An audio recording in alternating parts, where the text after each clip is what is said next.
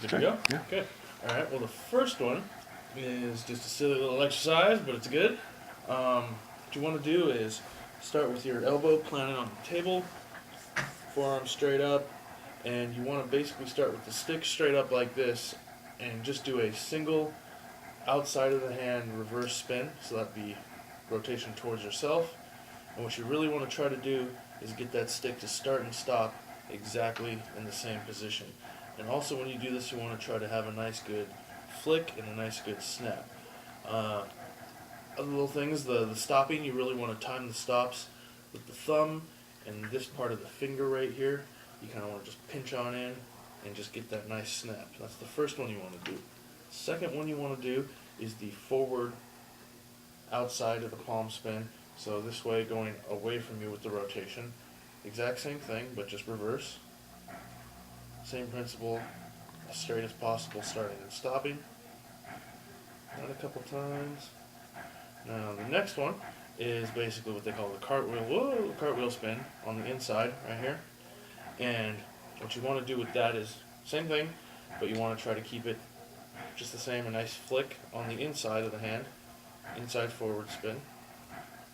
Start and stop almost exactly as you know, same position. The next one is the reverse towards you, which is kind of a reverse cartwheel.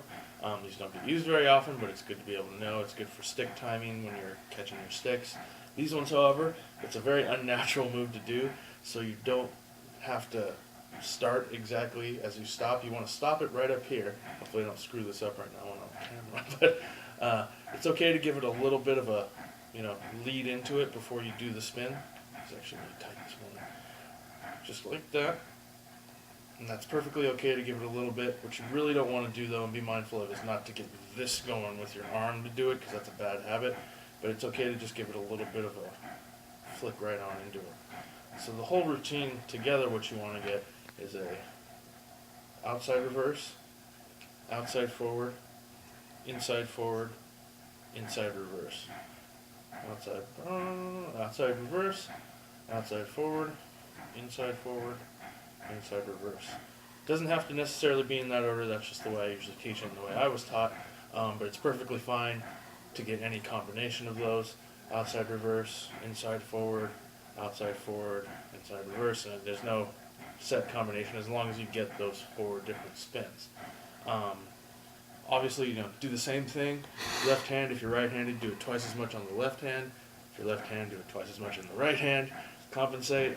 Eventually, what you want to try to get some other good exercises is get them both going. Have one doing, the opposite or the same. Have the other one follow the other. Same kind of patterns.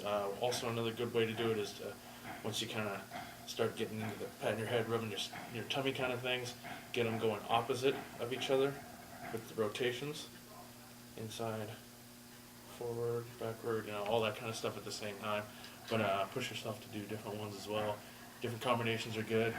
The reason being is just because going from here to here is a lot different than going from an inside to an outside. It's just the different ways you catch, but it's a very good control exercise for your spins.